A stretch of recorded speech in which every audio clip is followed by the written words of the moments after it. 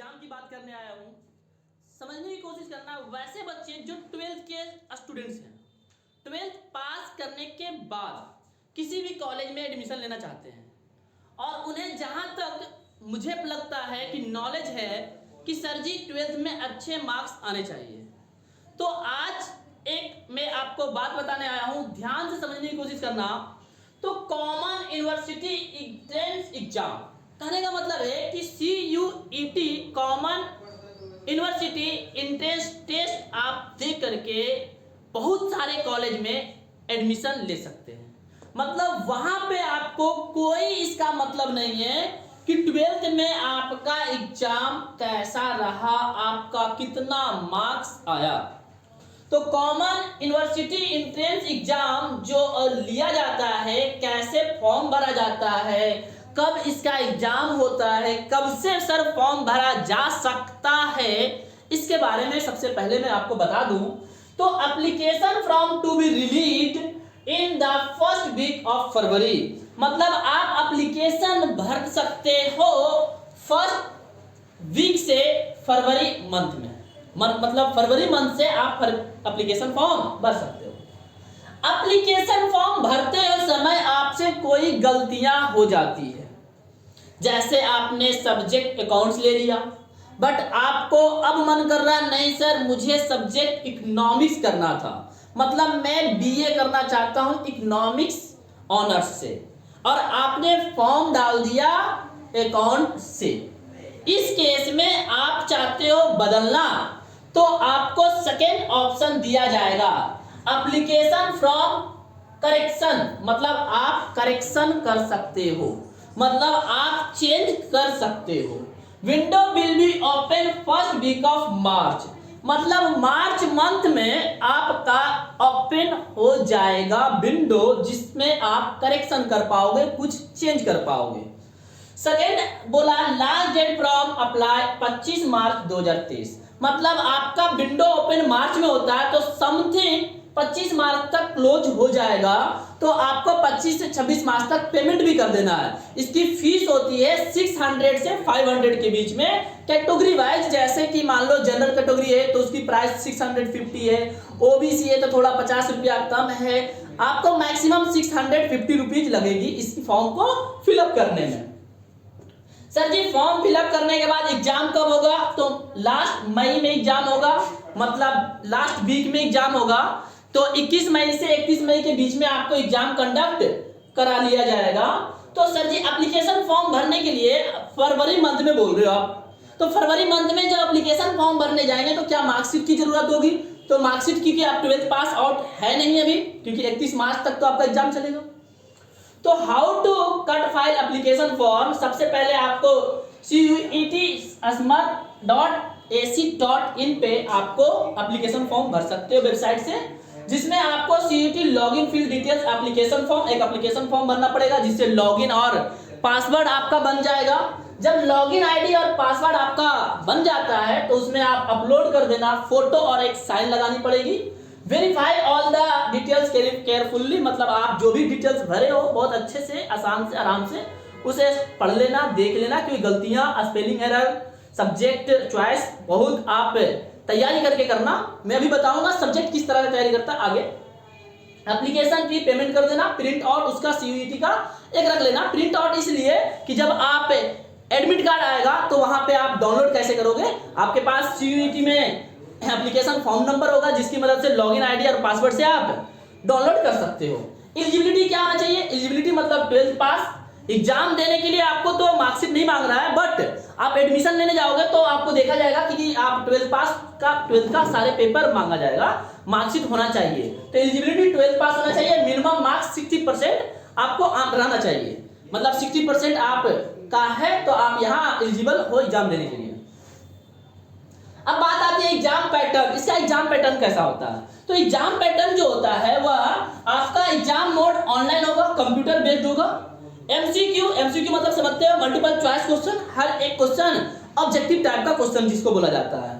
तो कहता है कि इसका एग्जाम 2 स्लॉट में लिया जाएगा, ऑनलाइन बेस्ड 2 स्लॉट में एग्जाम होगा। फर्स्ट स्लॉट जो होगा 3 आवर्स 15 मिनट का होगा, सेकेंड स्लॉट जो होगा 3 आवर्स 45 मिनट्स का होगा। दो तरह से एग्जाम लिया जाएगा, 2 बार में एग्जाम लिया जाएगा। कह नंबर ऑफ सेक्शन 4 सेक्शन, कहने का मतलब जो सब्जेक्ट आपको चॉइस करना है ना, तो यहाँ कैटेगरी बनाया गया है कि फर्स्ट सेक्शन से इतने सब्जेक्ट हैं, इसमें से कोई बताओ, सेकेंड सेक्शन में से आप सब्जेक्ट बताओ, थर्ड सेक्शन से सब्जेक्ट बताओ। तो मैं आपको ये सेक्शन के बारे में अभी तुरंत क्लियर करूंगा कि कौन से सेक्शन में किस तरह के सब्जेक्ट के बारे में बताया गया है। मार्किंग, मार्किंग का मतलब यहां बोल रहा हूं मार्क्स, जो आप मतलब एग्जाम देने के बाद मार्किंग कैसे किया जाएगा। हर एक क्वेश्चन 1 मार्क्स का होगा।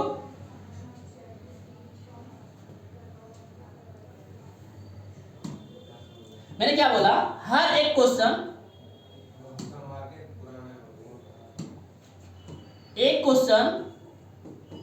जो होगा 5 मार्क्स का होगा। मान लीजिए आपका, मैंने बोला कि से टोटल 50 क्वेश्चन है आपके पास, जिसमें से आपको 40 बनाने हैं, 10 बनाना ही नहीं है।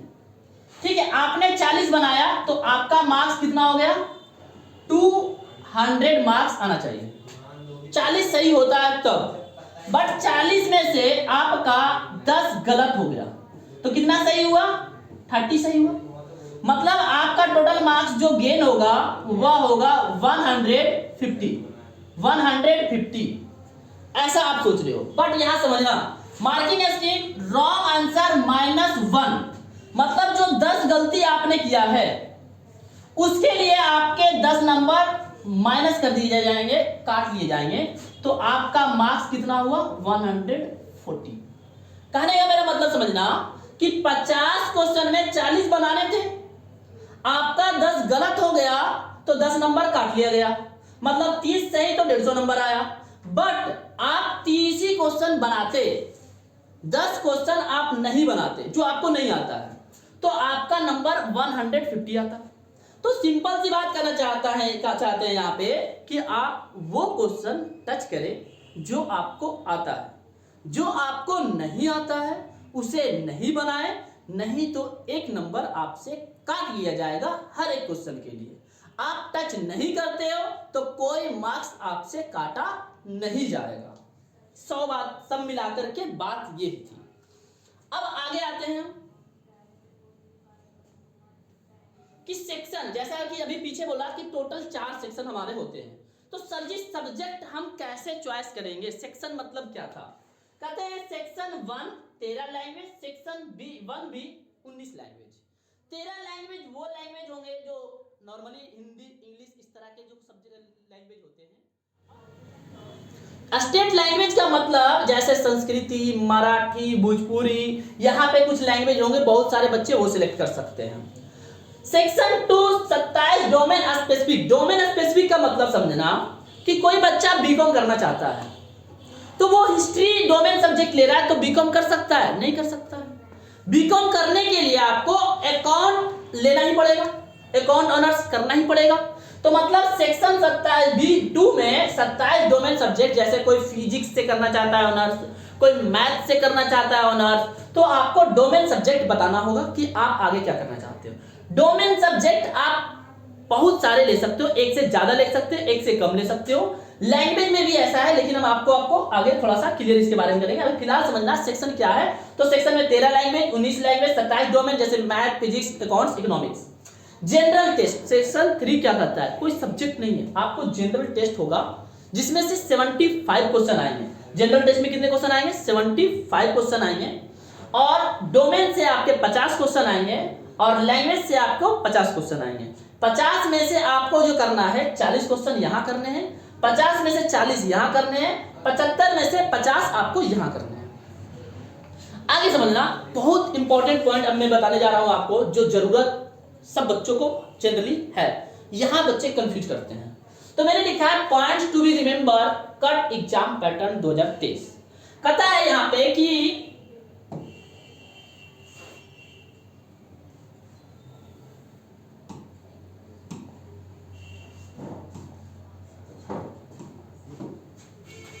एक कैंडिडेट क्या कर सकता है, मैक्सिमम 3 लैंग्वेज, कितने language, 3 language, section 1 and section 2। मतलब आपके 4 सेक्शन थे, 4 सेक्शन में से फर्स्ट सेक्शन और सेकेंड सेक्शन में से मैक्सिमम 3 सब्जेक्ट आप ले सकते हो, मिनिमम आपको एक लेना ही है। आप इंग्लिश, हिंदी, आप कुछ भी एक सब्जेक्ट इन दोनों में से लेना पड़ेगा, सेक्शन 1 और 2 में से। मैक्सिमम आप 3 लैंग्वेज ले सकते हो, आपकी चॉइस है। सर ये 3 लैंग्वेज लेने का क्या बेनिफिट होगा, हम एक लैंग्वेज लेने का क्या नुकसान होगा, अभी बताएंगे 2 मिनट बाद। आगे समझना, कहता है कि डोमेन स्पेसिफिक लैंग्वेज आपको एक लेना ही होगा। सेक्शन 2 में से आपको वो सेक्शन 2 है, जैसे आप बीकॉम करना चाहते हो तो अकाउंट्स लेना है, और बीए करना चाहते हैं हिस्ट्री ऑनर्स से तो हिस्ट्री रखना है।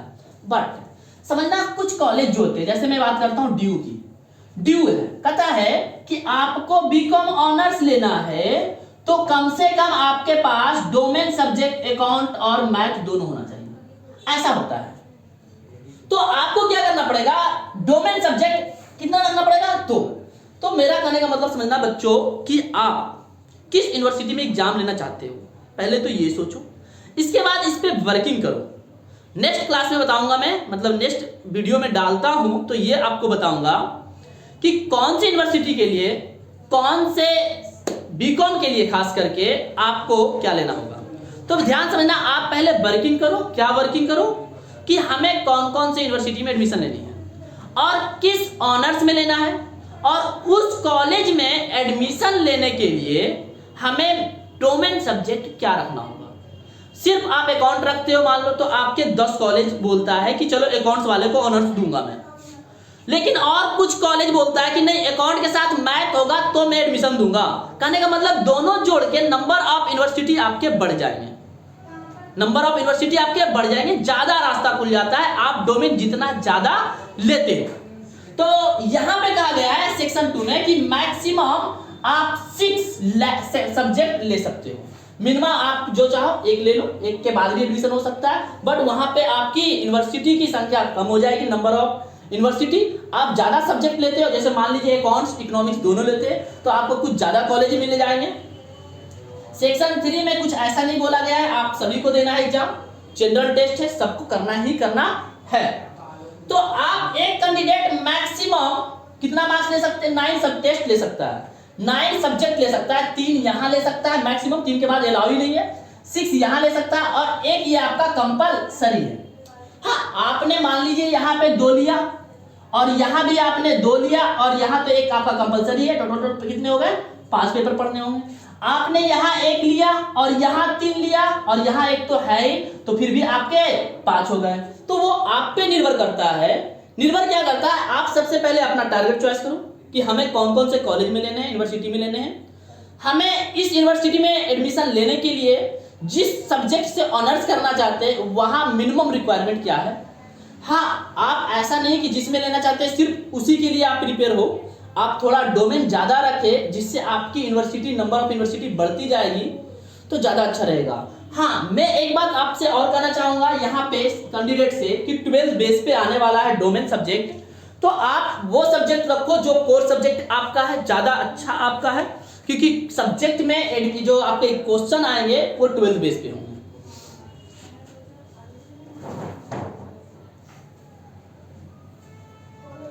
जैसे मैंने यहाँ पे एक नोट बनाया, ये पीडीएफ आपको लिंक में मिल जाएंगे, तो आप लिंक से डाउनलोड करके भी इसे स्टडी कर सकते हो कि maximum 2 language from section 1 and 1 भी टेक करते हो तो टुगेदर साथ में 6 डोमेन आप ले सकते हो।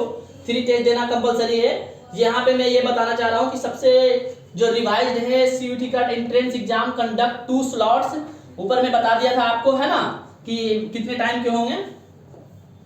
और इस पीडीएफ में आपको, हाँ यहाँ पे देखो मैंने क्या बोला कि 50 क्वेश्चन में 40 करने होंगे, 45 मिनट यहाँ टाइम मिलेगा आपको, 50 में 40 करने होंगे, 45 मिनट यहाँ टाइम मिलेगा, और 75 में जो मैंने अभी 50 बोला था वो गलत मेरे से बता दिया था मैंने, 75 में से आपको कितने एग्जाम देने पड़ेंगे, क्वेश्चन अटेम्प्ट करने हैं 60 और 60 मिनट्स यहाँ मिलेंगे। जोड़ा जाए तो 90 यहाँ और 6 यहाँ 140 आपका क्या हो गया, टाइम हो गया पूरा। तो इतना आपको इस तरह से देना है। सब्जेक्ट आप देख लेना, यहाँ पे 2 रखना है, 1 रखना, वो आपके हिसाब से होगा कि किस कॉलेज के हिसाब से या कौन सा चीज आप करना चाहते हो। डोमेन में यहाँ पे देखा गया है 27 सब्जेक्ट है। मैं खास के ज्यादातर मैं बात करूंगा बीकॉम के लिए कि अकाउंट्स लो, साथ में मैथ है तो मैथ रखो यहाँ पे, मैथ रखने से आपका ज़्यादा कॉलेज मिल जाएगा। इकोनॉमिक्स भी ले सकते हो, आपका बेस्ट है। तो अकाउंट के साथ इको, मतलब 2-3 सब्जेक्ट तो यहाँ रखने चाहिए बच्चों को, जिससे आपकी यूनिवर्सिटीज़ की संख्या बढ़ जाएगी।